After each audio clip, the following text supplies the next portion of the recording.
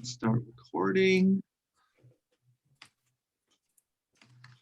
Okay. All right, guys. Welcome to 2021 Small Ruminant Parasite Control course. I'm going to be using these slides from the Maryland extension because they're awesome. I don't need to reinvent the wheel, and they are literally the best resource out there, in my opinion, for up-to-date worm info. So we're going to talk about a few things from their perspective. Also, this stuff is changing so quick. So what I was recommending 2 or 3 years ago has now changed, actually. So we'll get into that. Keep in mind, again, I'm going to be sending you these slides. I'm going to send you a recording of this. I'm going to send you further resources, so you don't need to take crazy notes tonight. There's a lot to remember, but we're going to go over all of it together. And then as you start implementing some of these things, you always feel free to contact me, call me, or email me, and I'm here to help you out. So let's get right into rolling with this. Feel free to stop me at any point if you want to say something. It's easier if you just unmute yourself and say something to me. I do have our administrative assistant Courtney on with us if there is some things in the chat box, but there's few of us here, so if you want to just talk about something, we can get right into it, no problem. Okay, so we're here to talk about parasite resistance. Specifically, we're really going to be focusing on internal parasites, but we'll talk a little bit actually about coccidia, and we're not going to talk about mites or lice right now because it's a little bit outside the scope of this. Here's the problem. Let me just get right into it. The problem is that we had this magic bullet called dewormers for 50 years, and we used them like crazy, and they worked so well that they worked themselves out of working. So what happens is, just a brief history of how dewormers work. If I have a goat, and there's 100 bad guys and there's 100 parasites, I'm gonna deworm that goat this week. I killed 98% of those 100 worms, but 2 of them live because they're genetically resistant. It just happens. That's the way resistance happens. So I feed this dewormer, and the goat poops out those 2, and they breed. And it doesn't usually happen, and that's how you get resistance. That's the really, really simple explanation. But the issue is if we continue to deworm without selectively treating the animals we want, or just deworming on a schedule, we're going to continue to build resistance. Right now, south of the Mason-Dixon, even in Maryland, over 85% of dewormers are not working anymore. And it's on the way here, and it has nothing to do with things changing. The only thing it has to do with is us being irresponsible. So my entire goal here for this entire course is just to get you to selectively treat your animals, which means not blanket treating them, and actually targeting the ones you treat. And this class is going to tell you how we decide to do that. So also I'm going to give you dosing charts for both sheep and goats on how to dose them with different chemicals and the chemicals that are available, even an off-label chart. Off-label means that it's not currently approved for the usage of the dewormer, but you can use it with the vet's help. I'll get more on that later. Real quick, look at this. You can see some of these dewormers don't work at all anymore. They're 100% non-working. So, or 100% of farms really currently have these resistant parasites. So it's on the way. This is from 2010. Things are even worse now. So here's things that will very easily accelerate your drug resistance if you're not doing targeted selective treatment. Frequent deworming, that's the best way. We got 100 of them in there. We hit them with a dewormer, 2 pop out. We hit them again 2 weeks later, and now 50% are resistant. So just keep breeding and breeding and breeding and breeding, and that's how we get it. Underdosing, especially with goats. On your dosing guides I'm going to give you, a lot of the goat stuff almost requires double the amount of material because goats have tougher digestive systems, and they're just more wily, and they can spit stuff out better than sheep, if you can believe it. Pouring on dewormers is not as effective. These are internal parasites. They're inside the animal, so you really got to stick with oral dewormers and drenching them. Persistent activity dewormers, which really don't even exist anymore, but back in the day, you could buy dewormers that you could feed, and it would kill the dewormers in their body quite often, but it would also kill a lot of stuff on the ground and the good guys. When we talk later a little bit about coccidia, you're going to realize it's not just bad guys, but there's a war going on. There's good guys and bad guys. And a lot of the tools we have kill both sides. So that's why it's so difficult with some of these things. We don't want to just continue bashing with chemical remedies because it produces resistance and it kills all the good guys too. So just treating everyone and just having times to treat animals, or you do it in March and you do it in October, is not the way to do it. You need to check your animals and at least do a herd or flock check, or check animals ideally individually. And you can do that in under a minute. I'm going to show you how to do it. Most people, it's very interesting on here, are blindsided by this, but you all won't be now. I will start getting calls next month when worm season starts for people who have had sheep and goats suddenly just die. And I'll tell you what, if they had been doing some of these procedures, this 5-point check, they would have known way ahead of time and they could have treated them. But these are very deadly disorders. I'm going to skip this part because we don't need it. We're not going to be doing fecal reduction tests. I don't have, we have a microscope at the lab, but I obviously can't show you the microscope in this course.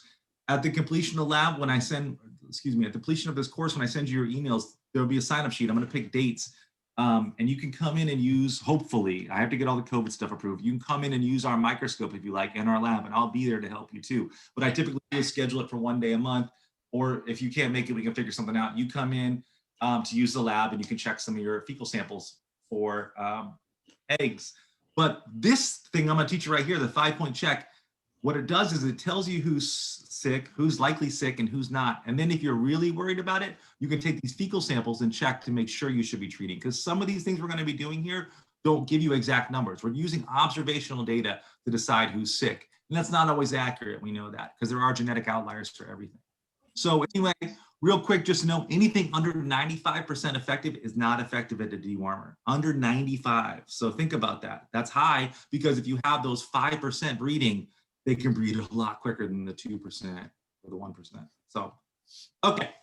What we want to do with the 5-point check, the whole goal is targeted selected treatment. We want to look at our animals and see who needs to be treated to avoid blanket treatment. Simple as that.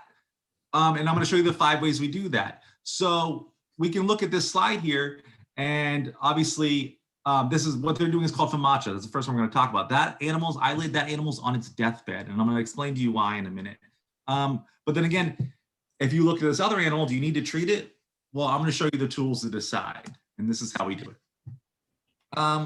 The first tool we're going to talk about is FAMACHA. This is a great tool. It was invented in Africa. It took me a while to figure out the name, but the name is actually an anagram, I think, of a couple different folks' names. That's why it's called FAMACHA. Anyway, barber pole worm, the 2 worms we're really worried about, and I'm going to talk more about the different types of worm, are really barber pole worm and maybe a stomach worm and another thing called the Mangelia worm, the deer worm.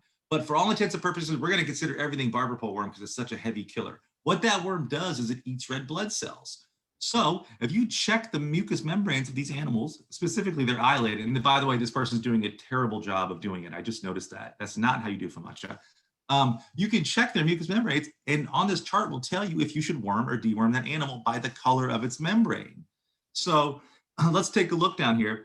If you were to look at this animal's eyelid, and there's a number 1, 2, 3, 4, 5. So number 1, you see the check mark there. That means it's okay. So what you do is I'll send you a copy of this. You have this chart with you. You have sunlight, ideally. You push your animal up against, however you can restrain it. If you have a head gate, that's great. If not, I usually use cattle panels, push them in, wedge them into the wedge, and then I can snare them or use a halter on them. The tough part of this is learning how to do FAMACHA. I'm also going to send you a video. It's pop, push, pull. And this person's doing it a little bit better. But to get the right part of the eyelid to look at, it takes practice. This is not something you can do right away. But when you can do it, and when you're comfortable doing it, you're going to hold this chart up there, and you're going to rate that animal. This is where you have your little notebook. You take a note. Okay, number 125 is here. Let's do FAMACHA. Boom, boom, boom. I look at the eyelid, and I'm a 2. Okay, I see a checklist there. That means I'm not going to deworm that animal this time. Great. Now, we recommend you do this 5-point check in the growing season about every 2 weeks. And as we get into it, you see what it requires. It's not very difficult. You as farmers should be seeing your animals every day anyway. So this little bit more of extra work really shouldn't be detrimental to you. That's why we've gotten away from the fecal sampling as much, because it is not practical as an applied science. You can't just pull out a microscope in the middle of the field. These are things you can do. Okay, back to FAMACHA. Number 3 is the one where we have issues, because number 3 is a question mark if you should treat that animal. Remember, we're avoiding treatment as much as possible to avoid resistance. So 3, I have some more guidelines for you. So 1 and 2, we're going to leave alone. Number 3, we're going to talk about more. And if you have a 4 or 5, you're going to drench them. You're going to treat them. Look at number 5, how light that is. Like I told you, that animal's on its deathbed. I would consider this animal to be a 3 or a 4. This is where it gets tough. Probably a 4, this animal will probably be treated. So we'll talk a little bit more about FAMACHA. But the 5-point check, what it involves is 5 different things on an animal you can observe very quickly and decide if that animal has worms or maybe other things too. This can diagnose a lot of different things. And it actually helps us, 1, differentiate between what issues could be wrong with our animals, because it's not always going to be worms. And 2, it allows us to, if FOMACHA's, it allows us to back up FOMACHA in a way. I do want to say real quick too, that the best defense you have against all this is appropriate nutrition and appropriate lifestyle. These animals are living a relatively stress-free life. If they have excellent nutrition, they have access to water, if they're around peer groups, all the things that make the animals healthy will go a really, really long way. It's actually your best defense against parasites, because really all disease is a combination of two things. It's a vector, it's that worm, and then it's stress that allows the immune system to be compromised. You really don't have a lot of just something that causes disease without stress and vice versa. So just keep that in mind. Keeping your animals healthy is by far your best defense. So the 5-point check goes over 5 things. I, which is FOMACHA, condition score, which is, how much fat are they holding on their body? Obviously, if this animal's eating red blood cells, or if the worms are eating the nutrients out of its intestines, it's not going to be as healthy, right? 3 is DAG score, which is basically diarrhea or scours on the back. 4 is bottle jaw, and we'll talk more about that. And then 5 is different for goats and sheep. The sheep, we look for nasal bots and nasal discharge, which I don't think we have up here. I've never seen them. If anybody has, let me know. Doesn't mean we can't, but they're not as ubiquitous up here as down south. And 4 for the goat, I messed that up. For the goat is actually its coat condition. So I'll talk about each of these separately here. Again, you'll have this, you can look at it. What's cool about this chart right here, it's on the screen, is as you go through it, you can see what's wrong. So let's say I'm on number 3. I know I've got some DAG. I've got a lot of scours on my sheep. So I look over here to the right, and it says it could be brown stomach worm, it could be bankrupt worm, it could be coccidia, probably is coccidia, depending on the time of year. What's important about that is it's not barber pole worm. So if I have a sheep or a goat that has really bad scours, that's covered in manure in the back, I'm not going to deworm it for barber pole worm. We know that's not it. Again, the point of this class is to avoid treating. That's why this is so great, this chart here, okay? Just take it all in. Again, it's a lot of stuff. So number 1 on our chart is FOMACHA. We started talking about this. It's from blood-feeding parasites, from barber pole worm, and it is extremely deadly very, very quickly. These parasites evolve with sheep and goats. It's amazing. They go into hypobiosis. When it gets too cold for them to breed, to let their worm stages out to be eaten by other animals. By the way, they leave their eggs from the feces on the grass. The animal eats the grass. That's how they ingest it and get it. They sleep for all of winter when they cannot live. Then, as soon as it gets warm enough, we don't understand how, they know to come out and reinfect the pastures. Also, they know from hormone levels that the animal is about to give birth, and they will also up their numbers before that. Amazing animals. I mean, I kind of admire the parasites as much as I hate them.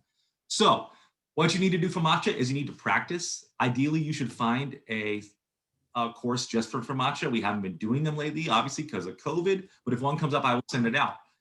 I will send you a video to watch how to do it. I will send you a link to the card to print out if you need it. But this is the first step in the 5-point check to check the health of your small ruminants, okay? Do I go through? Yeah. So I can't go too far into this, but like I said, I will send you some links on how to do it. The most important thing I can tell you from FOMACHA is number 3s are going to be a pain. We'll figure that out later. And pop, push, pull is not as easy as it sounds to look at an animal's membrane. It takes practice. This is a wily animal. It could weigh 100 pounds or so. Who knows?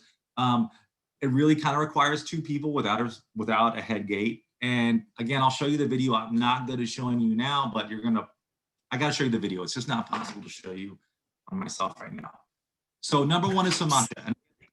We talked about if we see this, we know it's going to be barber pole worm. It's the only worm we're concerned about that's eating blood cells. If you have a 4 or a 5, you're going to treat. If you have a 3, we don't know. If you have a 1 or 2, you're going to leave it alone. I know it sounds complicated. The rest of the things are not that complex, so bear with me, okay? Number 2 is body condition score. A lot of worms, because they eat nutrients or because they're harming the animal or stressing it further, are going to cause a decline in body condition, okay? Now, we know this can be caused by lots of other stuff too. Anytime an animal's not getting appropriate nutrition, it's going to lose weight. So this could be a lot of different things, and that's where this chart comes in. But as part of our overall check, we're going to check it. These pictures show 3 different goats in very different conditions. Obviously, the one on the left is extremely emaciated, basically on its deathbed. I feel really bad for the animal. In the middle, those animals look great. Those are perfect breeders. Maybe not an animal I'd want to send to slaughter, but those guys they're making progress, probably young. Number 3 is a fat goat, probably too fat. Definitely, I can see that it's bagged up, so it's obviously given birth recently, and it can be really detrimental for an animal to give birth. Sometimes it won't conceive if it has that much body fat, And also, obviously, it's hot and it's very difficult to make milk and animals and ruminants. So it behooves you to not keep them fat, especially if they're giving birth, because it's a detriment to them and it can harm them and their baby and slow you down. So we're basically, taking a look at how much fat an animal is carrying. You can't just do it by looking at it. You have to feel the animal. So here's my big lesson about body condition score, especially with sheep, because you can't see if they have wool. I do it in 5 ways, and I use my arm. And I know you can't see my arm very well, but I'm going to explain it to you.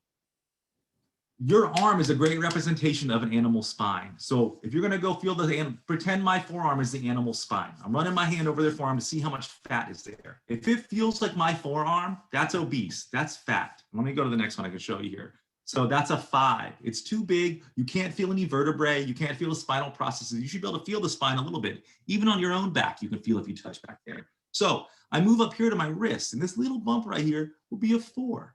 That's still some fat on that animal, but not too much. That's okay. We're okay. I mean, it's a little bit, I wouldn't want to breed that animal, but that's okay. If I get up into 3, which is my knuckles here, that's more normal. That may seem alarmingly thin, but you should be able to feel the processes back there.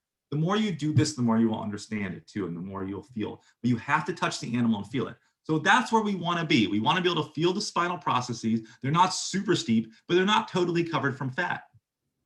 This is a 2, right? Really raggedy. And then this is a 1, deathbed. And we know you're going to start seeing the ribs at that point, the hook bones. You're going to see that stuff. So this is the way I like to do it. So go out, touch your sheep, touch your goats, make it a fun time, bring them some treats so they get used to it. Again, you're out there every day anyway. 5, 4, 3, 2, 1. And that way you can chart it. Now, do I actually write the data down for all my animals? No. What I do is I always have a notebook in my back pocket. And if I do my check real quick and I see somebody that I don't like the way they feel, I make a note. Then later in the day, I can follow up with that animal. So if you want to be thorough, hey, take the data. I love data. It's great and we can always use it. But again, applied is a lot different when you're talking about farming, especially with livestock. Here's actually what we're feeling for. So the obese one, number 5, you can see what I'm talking about. You can't feel the spinal processes because there's too much fat there. 4 is still a little big. It's actually labeled fat. Number 3 is average. That's where you'd like to be unless you're finishing. If I was finishing an animal for slaughter, depending on the customer, because some people want skinny young animals, some people want, like Jamaican people that I know love fatty goat because they like that flavor. But the Greek folks and Italian folks that are buying in the spring don't want really fatty goats. So again, you got to match that. But number 3 is where I'd want to breed. And number 4 is what I'd probably want to sell. Number 1 or 2 is something I'd be concerned about. And this is actually a cross section of the spine. So that's what I'm talking about when you feel there. So we got 1, we got it from matcha, checking for how much red blood cells have been eaten from them. And then we also have body condition score that we have to feel to figure out. And I'll send you some resources, including a video for that. It's not as hard as it sounds. It's actually pretty easy, especially once you get used to it. Number 3 that we're checking on the 5-point check is the DAG score, the tail, the scours, diarrhea, all right? So a lot of different things cause diarrhea. Cocci is a big one. We'll talk about that later. Stress can cause diarrhea. Anytime you change minerals, adding salt. The first time I added salt to my cattle, I didn't know they never had it. I'm literally talking fountains of manure, like a fire hose. And it scared the heck out of me. But then I realized that it's because I was giving them salt and they never had it. It caused scours for a couple of days. So these are some pictures of some really nasty looking dags on both goats and sheep. Obviously sheep, it's more serious because you can get fly strike. The manure stays there. It's a great place for flies to lay their eggs. The maggots hatch and they burrow into the skin of animal skin or do gosh knows what. So you got to stay up on this. This goat doesn't have the real bad dags per se, but this is a breeding animal. You see it's got testicles. So I wouldn't want this thing. I'd be worried about this thing being able to breed if there's something that much diarrhea. Also, body condition score on that animal would probably be a 2, just from looking at it if I were to touch it. So if I see dags, I want to write it down. Kind of the same with body condition score. I'm not really going to rate it, honestly, but if I see severe diarrhea, I'm going to make a note of it because it's part of my 5-point check. I'm going to look at their eyes. I'm going to look at their feel for their body condition, and I'm going to take a look at the scours. And if I have scours, I'm going to make a note. You can see how they do it. A 0 is what you want none. A 1 can be a little bit of scours, and a 5 is very severe watery diarrhea. One more thing too, spring's about to happen. Turnout's on the way. I'm getting my cattle on next Saturday. When they leave hay and get on that lush grass, two things can happen. One, it's watery, it's high protein, it's going to probably cause them to scour a little bit. So if you see some scours from that washy grass in the beginning of spring, not a big deal, but it's good that you make a note of it and remember it. And then two, the other thing is bloat. So just be careful. My big tip for everybody who's letting animals out on the pasture for the first time is feed them in the barn, get them filled up on hay, and then let them out. And then bring them in maybe the first night and do the same thing again. It just it avoids them gorging on a lot of leguminous material and avoiding bloat, because bloat is not pretty. So you're going to let your out for the springtime, expect a little bit of scours, and just keep an eye on them. Here's a couple more pictures here, different DAG scores. Again, like I said, it's much more severe in sheep typically, but if you see it in your goats, you know you have a problem. So it's time to take a step back and look at what's going on. Okay, we got our Formatia, so we're checking for barber pole worm basically. We have our body condition score, which will tell us a lot about how that animal is living, how it's feeling, if it's stressed, if it's got worms, if it's getting proper nutrition. And then we've got our DAG score on the back of the animal to make sure that it doesn't have any scours that can cause by a bunch of different other things. The fourth thing on here is bottle jaw. This is from anemia. This is very commonly associated with barber pole worm. And what happens is, as the red blood cells get eaten, the body starts producing more fluid to keep the volume and the pressure up inside of the animal. It still needs the pressure in its veins and arteries to move blood, right? So people edema on their legs because they're standing all day. But grazing animals have their head down all day eating typically. So that fluid, instead of accumulating in their little tiny legs, which don't have a lot of muscle anyway, it accumulates in their jaw. It's usually pretty easy to see, and this is something you need to check for. Like I said before, this is pretty much always going to be barber pole worms. This is pretty serious.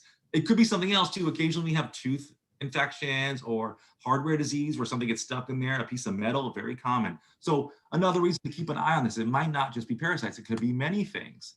So that's just our number 4. Sheep and goats get it. Sometimes it's hard to see. You really, in my opinion, I can't feel it very well. It's not painful to them per se, but if you see this, it is time to move, get the Formatia, get the fecal score. You need to start moving immediately. If you see a 5 from Formatia, that white eyelid, you're talking a day, maybe less before death. On number 4, probably less than 5 days. These parasites are going to continue to feed. So my point is, if you see the bottle jaw, it's time to get serious about what's going on with these animals. So we got our Formatia, we got our body condition score, we got our DAG score, we got our bottle jaw. And the 5th thing we're going to look for in our daily rounds is different for sheep and goats. In goats, we're going to look at coat condition because it's an indication of how healthy it is or how thrifty it is. So because you're with your animals all the time, you know what a healthy goat and a healthy sheep acts like. They run, they play, they mate, they play fight, they do normal things animals do, and they look good. If they're not doing those things, again, it's another indication to you as a farmer that something's off. And then if the coat is off, then you know you got a problem. Typically, this is going to be directly related to nutrition. So it may be that you have one animal that has a bad coat. Okay, let's make a note. Let's check the Formatia. Let's check the body condition. Let's see what's going on with this animal. Because sometimes too, there's a pecking order, and I'll have animals that are not dominant, that do not get much time to feeder, that are bullied, especially if you're rotating animals, they have to come to a feeder or something. You can see that kind of issue where the animal's not going to be able to feed enough to gain enough quality weight. That's still a problem though, and we want to know about it, so that's why we check this stuff. If you had a whole herd or multiple animals with coat issues, then you really know you have a either nutritional issue caused by worms or poor nutrition, one or the other. You still need to move on it. So again, these indicators aren't going to give you the answers right off the bat. We still have further analysis to do, but we know something is wrong when we do this 5-point check and we see it. This animal on the left, the black and white one, he looks great. He's full, he's happy, he's a mini, I think, and he looks great. The one on the right has a really somewhat ragged coat. Believe me, I've seen worse, but there's something wrong with that animal. And I suspect the lack of nutrition around it right now, when I look at this picture, there's not a lot of good forage there. Might have something to do with it, but I don't know who took that picture. Oh, it's not even in here, the sheep. The sheep one, number 5, I'm sorry, I thought there was a picture for that, is a nose for nasal bot flies, which can, obviously, if you had a worm living in your nose, wriggling around, would probably drive you up the wall too, so I get it.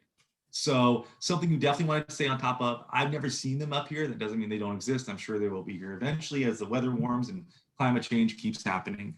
So 5 is co-condition for goats, and 5 is nasal bots for sheep. Other factors when to consider if you're going to deworm, because again, the entire point of this is to not deworm with chemicals. We want to avoid that as much as possible. So other things to consider if we have a FAMACHA 3, we've got old Billy goat over here and Janie goat. We go up, we're going to check Billy. He looks okay. He's looking good. He's got no scours. His body condition is a 3. He's like where we'd expect the other goats to be for the season, but his FAMACHA is a 3. So that could be genetic. We could just have a mucous membrane that's kind of light in color. It happens. It could be barber pole worm. We don't know. So if we're going to treat those 3s, we got to figure out how do we do it. The best way to do it is to do a manure sample. And when I send the thing out, if anybody wants to come in, if we're allowed to do it, I'm happy to host a whole day at the office. We'll try to do a weekend. Everybody can come in. We can do it together. We can practice. Bring me your poop, and we will look at it. Those 3s, and then eventually it's supposed to be set up so that everyone can use it on their own. Because of COVID, things are messed up. So my only point is if you have a 3, you got to consider if you're going to treat it or not, because we want to avoid treating it at all possible. Don't worry about this so much. I'm going to literally send you exact charts on how to treat these worms. So the next, does anybody have any questions right now? No, nothing? Okay, that's good. Nothing in the chat. Nothing in the chat. Thank you, Courtney. Okay, cool. And I'm going to talk. Can you guys, Courtney, can you see this where it says helminths and protozoa? My screen? Yes. Okay, I want to make sure it's showing the right screen. Yes. Cool, guys. Okay. So let's keep talking about parasites for a second. We know what we're looking for. Our ones we're really worried about, obviously, are these roundworms, these nematodes. I don't see as many nematodes here, but homunculus, the barber pole worm, which is a picture right here, because it looks like a barber pole with its insides intestines, is there. And then coccidia is another one we see a lot of. Again, nutrition is crucial. The better nutrition you have, the less stress you have, family units living together, the less opportunity you have for more stress and more disease to come in. So let's take a look at how the barber pole really works, how it gets in there. Basically, it lives inside the animal. It is evolved to be a sheep or small ruminant host. The animal, the little worms, the stage 3, crawl up the grass when it's nice and wet. It has to be wet and warm. The animal ingests it. The parasite eggs go into, or the larvae go into the animal. It lives in there, starts eating blood cells, and go through several more metamorphoses. Who knows how it's evolved? It's amazing. Then it starts laying eggs inside the animal to be shed and restart that. Those eggs are shed in the feces. They lay on the ground, and then the eggs hatch, and they crawl up to the tips of the grass and eat. This is why there are some management techniques, and we're going to talk about this later too, that can be pretty effective. If you have a high concentration of animals, and if you are going to deworm, we highly recommend that you do it on a space that will be easy to kill the worms. So what do I mean by that is, remember we talked about in the beginning, if I have 100 worms in the billy goat, and no matter what dewormer I'm going to use, a couple of them are going to live. We want them to die. So we want to drop them on pavement or very short grass, right? So if I'm going to deworm animals, keep this in mind. I want to take them somewhere else. I don't want to let them drop those resistant parasites in the pasture. Take them to a dry lot, take them to some pavement, take them to an area where you can mow down as low as possible and treat them there for 48 hours. Deworm them and let them poop those parasites out there, because the world's greatest sanitizer is sunlight. You let the sunlight hit them on the pavement and dry out those eggs, it will kill them. Another thing too that's important is getting mangers, keeping your food up off the ground. You should never, and I'm guilty of this, everybody is, I'm sure, of feeding sheep and goats off the ground, but you need to have appropriate mangers and feeders that are the right size, that aren't going to choke them either, because I've seen that, to make sure they're not eating off the ground. Rotating through pastures. I rotate cattle every day, sometimes twice a day. I love it. I can't get enough of it. It makes my pasture better. It makes the animals healthy, and it avoids a lot of parasites. Again, you know that cycle. If I eat an egg back here on paddock 1 and I'm up on paddock 4 and I drop it, well, I'm not going to be back there for 30 days. So that animal, those eggs are probably going to die, and that's what we want. So that's how most of these things work, is they're ingested in their eggs, and they're really complicated. All right, we don't need to talk about this so much right now. We talked a lot about that. So what makes it so hard up here? Well, it's new. We've bred resistance into the animals. It's super short life cycle. If it's hot, like over 80 degrees, like these things can just reproduce and breed within days inside the animal and release eggs. We talked about the hypobiosis and how Pregnant animals will shed more because the parasites know. It's super pathogenic because it's in their feces and it's an egg. So, it crawls up the grass and it's eaten. It's literally meant to be eaten by sheep and goats. It's very good at being eaten. These are worms that aren't a big deal to us sometimes, okay?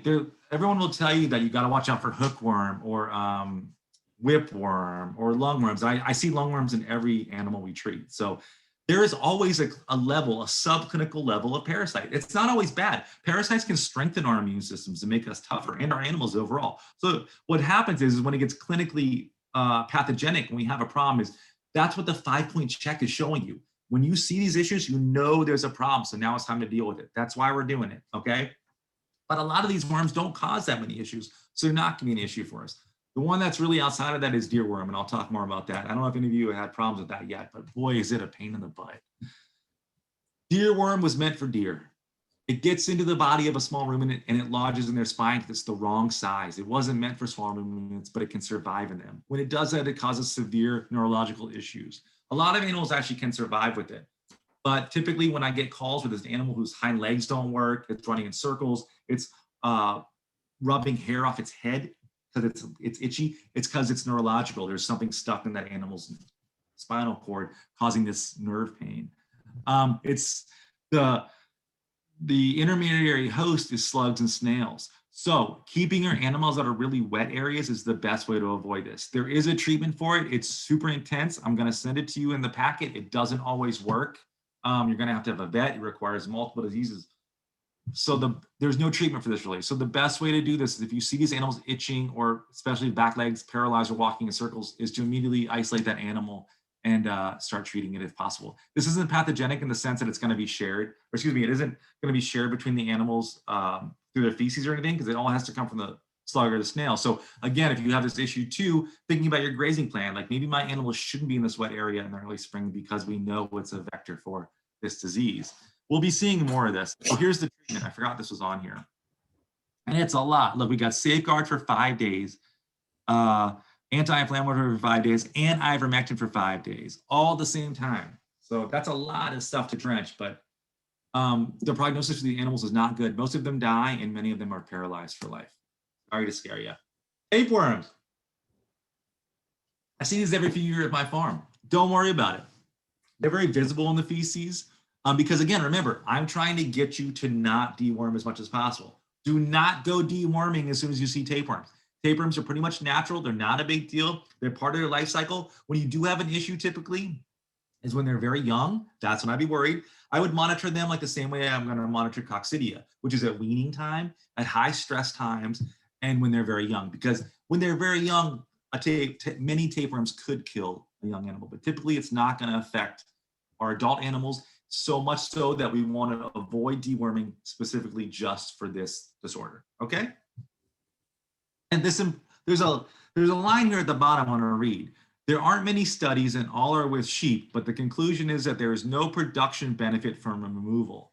Don't forget, these dewormers hurt your animals too. This is not like a victimless drug. Like it's gonna, there's processes that it starts and stops, and I'm not really sure what the mechanisms are, but it's not good for the animals either. So you're gonna set everybody back by just randomly deworming for these tapeworms. Here's a gross picture of a lot of tapeworms in a belly. This is somewhat rare again. If you're doing your 5-point check, you're gonna see this before it gets bad, aren't you? You're gonna see, if you don't see the tapeworms in the poop, but you see a loss of condition, then you know that animals got something nutritionally wrong. Could be tapeworms, could be a heavy infestation of tapeworms. I should look at that. If you see tapeworms in the poop, but you don't see loss of body condition and the animal is relatively normal, then you don't need to treat. We know it's okay. So you don't need to open the animal up to look for worms. You don't need to sort through the poop to look for these kind of worms. You need to look at the animal to see how they're performing, okay? Removal, we got all kinds of stuff I'll send you. You can send this stuff, but again, we're trying to avoid that. By the way, you should all have a vet. Anybody who has large animals should have a vet before they get animals, in my opinion. Get to know them, ask if they'll come out and do, like, you could pay them for a quick visit. Because I tell everybody this, these are the people you're gonna call when you need something bad in an emergency. They're the people you call at 3 in the morning when you have quads that are stuck. Or they're the people that call when you have a broken leg, or when you really need some drugs right away. So get to know them, send them a holiday card, make them your best friend, because they are really literally a lifesaver. If you need help finding vets, we have some lists and stuff, and I can help you find them in your area. Coxy, this is the other thing, and I don't know, whoever's on here, if you want to speak up, if you feel like it. Someone asked me specifically to talk about coccidia. Is that person on here? Not to put you on the spot. But... Yes, I had asked about coccidia because we do see it regularly in groups, and sometimes it isn't an issue, and all of a sudden it seems to be popping up again. And we're What do trying you mean by to popping up? You're seeing a lot of animals with scours. Is that what you mean? yeah, so we lamb year round, and I Okay. know it depends a bit on the weather. Ours don't go out on pasture. The ewes with lambs don't. They stay in the barns, and we have creep feed available with, I was gonna say Bovatec. It could be, it's a coccidistat. I don't know if it's Bovatec or the other one. So let me just mention something real quick. You're not breaking our rules right now because coccidia stats are not dewormers and they don't work in the same mechanism. The way that coccidia stats work is they absorb all the thiamine in the animal, I believe. The coccidia cannot reproduce. So normally I would say, no feeding nonstop, but that's fine the way you're doing it. So keep going, I'm sorry. So no, that's okay. So we have noticed that still sometimes we do see an increase in scouring with the lambs, and sometimes I have to treat them separately. I have done runs with preventative treatment with Baycox, which is super helpful, but it's a high expense. So I'm trying to learn more about the coccidia and what to do and what not to do to see if we can change the issues with management rather than medication. So here's the deal. I've learned something about coccidiosis 2 years ago. There's a farm near me, and I can send this to you specifically, Ingrid, that raises thousands of chickens, broilers. They had a terrible coccidia issue, like literally like the worst I've ever seen. We were actually considering using embalming fluid to get rid of it in their barn because it's in your barn too. It's in your feeding area. It's very common to have pasture areas. This is gonna sound crazy, but this might be your magic bullet. They went to deep bedding. And what that did was it allowed the good guys who eat the cocci to fight back against it in a natural environment. So what they do is when they do that, and they're not goats, they're not sheep, they're chickens, but I'm saying something to this. They will put their first batch in and they will not remove any of the bedding until all of the animals have come through. So what that would look like for you is you would deep bed until the animals are done, or probably weaned, I would assume. Hope is that you will be able to have more of the good guys fighting the bad guys. Secondarily, using the coccidia stat's a great idea, but you might want to think about maybe switching it up a little bit. I don't know if there's ability to gain resistance to it, but if something's not working, if you're using it all the time, it's time to take a step back. You also know, Ingrid, this is going to happen, I'm assuming, when you're weaning, is that correct? Or when they're all really little? Or no? It's sort of in between. I would say between 5 and 7 weeks is usually when it starts. Like that seems to be a group that doesn't eat enough pellets yet. So either mom is producing a lot of milk and they're just happy with mom's milk. I am not sure. I can't quite figure out the why on it yet. Yeah. And the last few groups have been great. We had one group lambing in November. That one was horrendous. And then after that, it's been good since. And I had one group. I have one lamb that has it, and I don't get it. Right now, you mean? Yeah. Keep in mind, that could be a genetic issue. That animal can be predisposed to being sick. It may have a stress issue. It's funny that you bring that up because I had asked my husband and I said, could it be? I think I see it more under the Rideau breeds. I have a lot of breeds and crosses.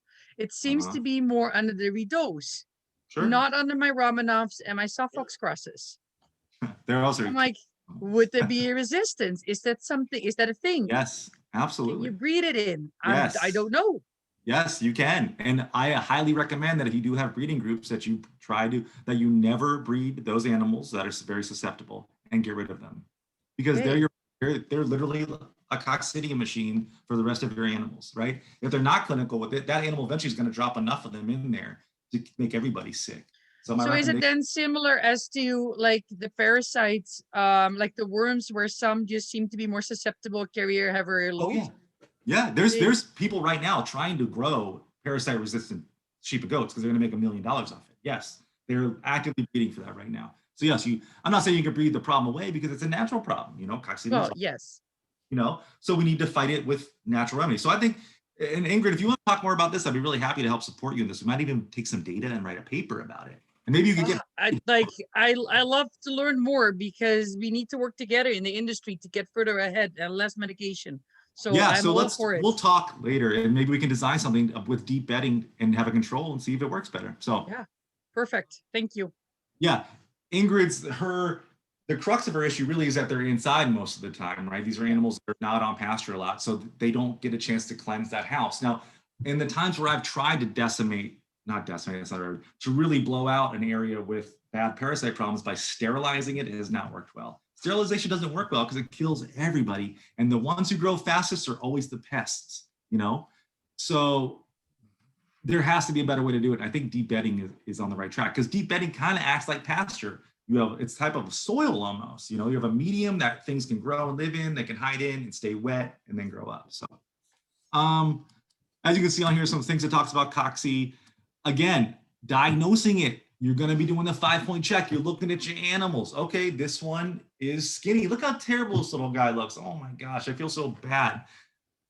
That's clearly a one body condition score. That animal is sick and the time to do something is too late. They're probably treating it now. So you can't count them on the microscope. The oocytes they're too small. The eggs are too tiny. We can't even see them in our microscope. So we will make a diagnosis based on your 5-point check. Do you have scours? Do you have poor condition? What time of year is it? What's the group look like? Is this a weaning group? Is it November where I typically have problems? That will help us diagnosis. And again, too, you can always call the vet, but we're trying to do our own work here because we're stubborn farmers. And more clinical signs really is ill thrift and the poor body condition and scours. Coccidiosis is probably one of the biggest, if not the biggest, producer of scours you see. I don't see a lot of diarrhea from other worms, but I see it a lot from cocci. So, I like the little fence. I see that it's funny to look at these pictures. I haven't seen all these, but this is a pretty robust fence for these little goats. There are no drugs for coccidiosis either, which is really important too, which is probably a good thing. So I'll bet it saved us from building resistance in them. But like Ingrid was saying, the coccidiostats are really cool because they just inhibit a B vitamin that coccidiosis needs to produce, and they steal it and then they can't produce. So you can feed a coccidiostat ahead of time. I still wouldn't feed it not all the time. Ingrid, do you feed it all year? Yes, we do. For the lambs, we do. And we have it in the mineral, but it's a different one. It's not the same. The lambs have a different coccidostat in the creep than the sheep mineral has. Who is hooking you up with these coccidiostats? Is it a nutritionist or is it a vet? That's a good question. I know originally it was the vet that makes I think it's the vet who does the prescription for the creep feed. Okay. And the mineral is a standard produced mineral. It's my husband corrects me. The feeding is clearly his department. He says it's rumensin in the mineral. Okay, rumensin. Okay, cool. I don't know much about that, but it's interesting because obviously the different classes of animals have different needs. So I think it's a really excellent idea that you have a different pasture-based one versus your dry lot one. We do have a question in the chat. Oh, Jason. yeah. What's up? It says, do you believe in diatomaceous earth or wood ash to help at all, or is that a myth? Great question. Here we go. Okay.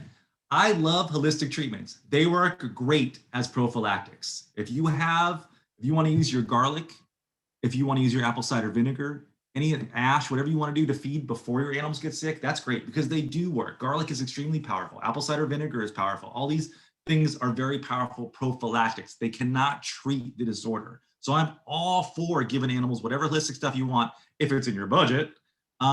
But if your animal is sick, you have a duty to appropriately treat it. You cannot just rely on holistic medicine to treat a sick animal. You have to use real medicine. That being said, I think I do understand diatomaceous earth has been sold to us as this miracle thing. It's not that great. I was actually reading an Elliot Coleman book last night. If anyone knows who that is, he's a great gardener from Maine. He had a whole spiel about it. Diatomaceous earth, what it does is it's so sharp, it's like silica, and it can be dangerous. You're not supposed to breathe it in, by the way. It's bad for animals too. it pierces their exoskeleton, it dries insects out, but it kills all the good guys and also kills all the bad guys. So it kills everybody. So we know that's not really that great. Secondarily, there's a great alternative to diatomaceous earth that is much safer for humans and animals, and that works better. And I will send it to you. I read it last night. I don't know where the book is. I can't remember what it's called, but I will find out what that's called. So I hope that answers your questions. I'm all for holistic treatments. Wendy, you got something to say about it? No, that's answered my question perfectly. And thank you very, very much.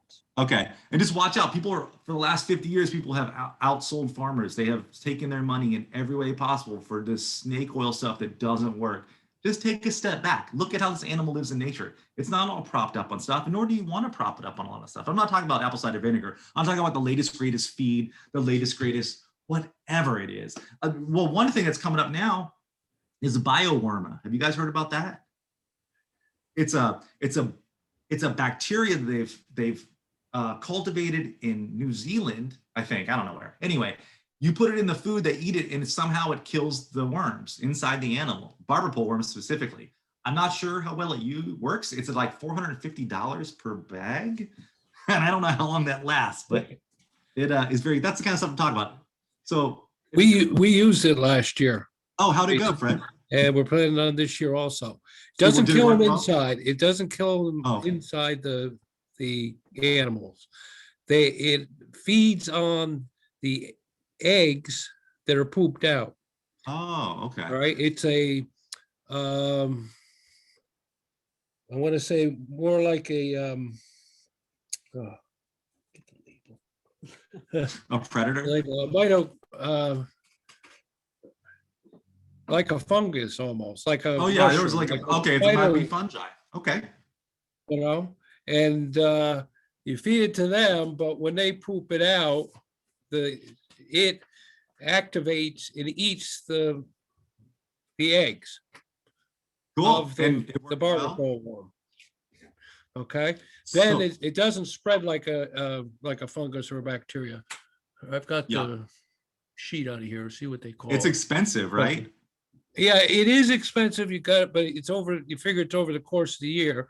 We figure if we could save one goat, we'd pay for it. You know. Okay, that's a great way. Well, Right. it's the other way to look at it is, yeah, it cost us, what would we figure, $25 an animal, all right, Okay. for the year, okay? Yeah. But, sure. you know, again, if you said I was gonna have them treated for the vet to do it or something, and it works, Much more. I'd say that's okay, you know, Yeah, yeah. $25. It's an awful Yeah. lot when you go out and shell it out, you know? Yeah. well, Fred, you what need we more did- animals. What we didn't do last year was, and what we would like to do this year is have a control situation, so we know Yeah. what, we don't know if it works. Now, you know, last year we didn't have the typical, we have generally lost 2 or 3 to barber pole every year, Yeah. you know, our flock of 40. Yeah. Okay, we would lose 2 or 3 almost every year. Now, Mhm. last year, we don't think we lost any to it. Okay, So, great. you know, again, Last year was like also a I- really dry year, though, wasn't it?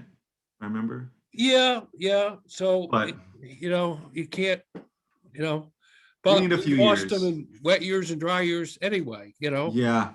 you know. Fred, so I'm going to contact you when this is over too, because this might be something I'd like to come check up on every couple weeks. I would love to have somebody check up on it. Okay, I'll You know, come I down. need I'll talk somebody to you to after. do- If you got somebody that's interested in doing a paper or a project, that would be great.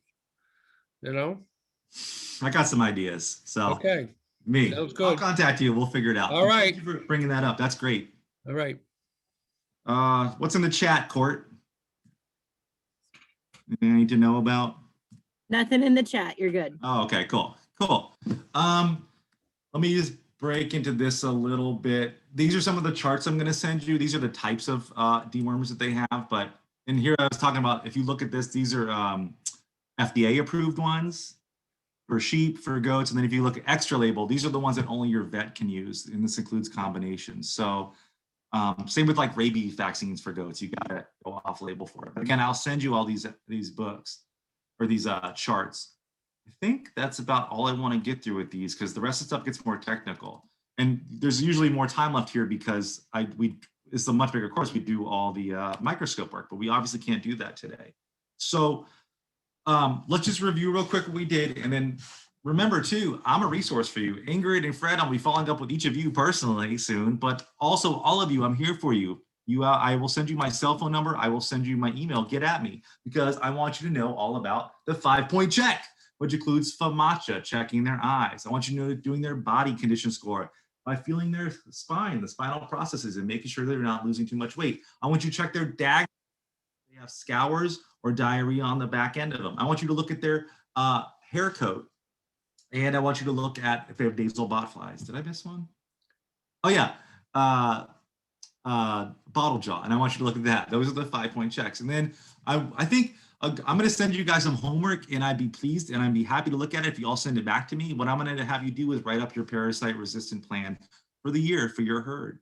So for someone like Fred, who's going to use biowormer, who wants to use a control, his plan is going to be a little different, obviously. But someone, or Ingrid too, who's not even on pasture a lot of times with the younger lambs, but someone like myself that's more typically running just goats and sheep, like with my cattle, how am I going to know when they're not feeling well? Well, I need to plan for that. And that's going to be your homework for tonight. We talked about some of the issues with determining what kind of problem the animal has. If it is coccidia, if it is barborworm, if it is tapeworms, well, the way we know that is by observation. So that's why the 5-point check is so vital, crucial, and applied easy for you to do. You got to do it. It'll behoove you. You don't want to be losing those animals every year, even though, like Fred said, you really can't help it sometimes, but hopefully this biowarmer will help alleviate that. And then, yeah, you have me. So I'm going to send you some slides. I'm going to send you this recording. And then I will also, most importantly, or somewhat importantly, send you the information about coming to use our labs. Because guess what? There's one in Orange County, there's one in Ulster County, there's one in 5 other counties in New York State now where you can use them. Sherry, where are you at? I see you frowning. We're in Manitoba. Oh yeah, we don't have a lab there. No, we don't have a lab here, and I can't get to you. I probably would come if I could, but you won't let me. You can buy this. Actually, tell you the truth, the entire kit would be about 120 bucks, I think. So it's not even that much. That includes the microscope, and you need special slides. The rest of the stuff is Epsom salt. Like, you can buy the kit. I'll put the kit in the update for this. I would really appreciate that. And I know, like, Ingrid and I are very close, and we have farms not far from each other, so we can really benefit from this. And we really appreciate you letting us come on your Zoom. No, of course, we love the Great White North, so you're always welcome here. And I'm all the way in California, and so I would love the kit as well. If you I'll could send you the links, yeah. And also how to count the slides so that I can determine if I need to treat. The main reason that I'm really interested is because where I live, sometimes it's very hard to get a fecal analysis promptly from the vet. I mean, I can get one, but sometimes by the time I get the results back, it's a little too late. Yeah. So keep in mind too, now you have this extra tool, this 5-point check in your pocket. And once you get better with FAMACHA, has anybody here done FAMACHA? Yeah, I do FAMACHA all the time, and that's when I ask for a fecal analysis. But because it, if I don't want to pay an extra several $100s for an emergency, and I don't know whether I need to, then it sometimes takes several days, and then by then I've had them get even really sick. So, And like $30, right, per sample? well, usually they won't just do a sample unless I pay for a visit too. So it's usually at least a couple $100.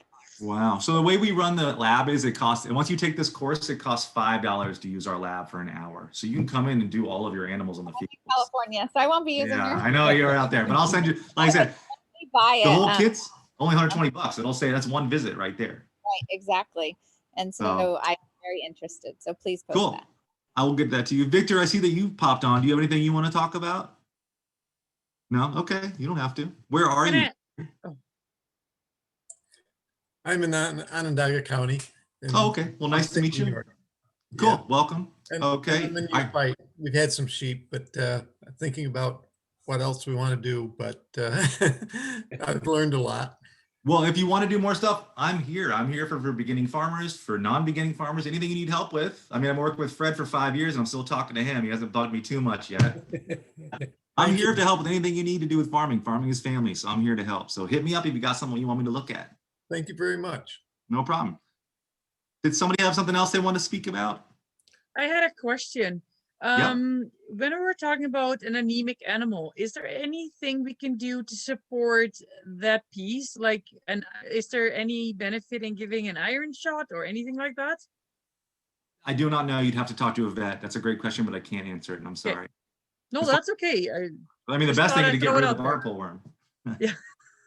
But yeah, talk Because to your vet. sometimes your timeline is a bit tighter, right? So if you could do something to support that Yeah. piece other than the deworming, then I mean, you're right. It has to do with appropriate nutrition to begin with. So maybe having heat tested to see if it has appropriate levels of vitamins or minerals, or make sure that your minerals are up to date. I for years I scoffed at having an animal nutritionalist, but the more I've been farming, it's almost been 10 years now, the more I do enjoy talking to nutritionalists and seeing how different forages can be, TMRs or anything that you're going to feed that's a stored forage, especially for sheep, who are so susceptible to listeria and stuff. I should be tested. So, but great question. Sorry, I can't answer it. it's okay. That's it. Wow, that's not bad. All right, we're right on the hour mark, which is perfect. So I'm going on vacation next Tuesday because my cattle are coming. So expect something on Monday because I'm going to get this done. So I will have you a full email. You'll have my contact. You'll have my cell phone. Use it. I'll answer it if you call me. I'll talk to you about your stuff. And Ingrid and Fred, I will be in touch with you personally. And everyone else expect an email from me Monday. And let's get growing. Okay? Okay, Thank you. Sounds All right, good. guys. Have a great night. Let it Yep. absorb and read it again Monday. Just take a break and breathe. Bye. Have a good night, everybody. All right, thanks. You too.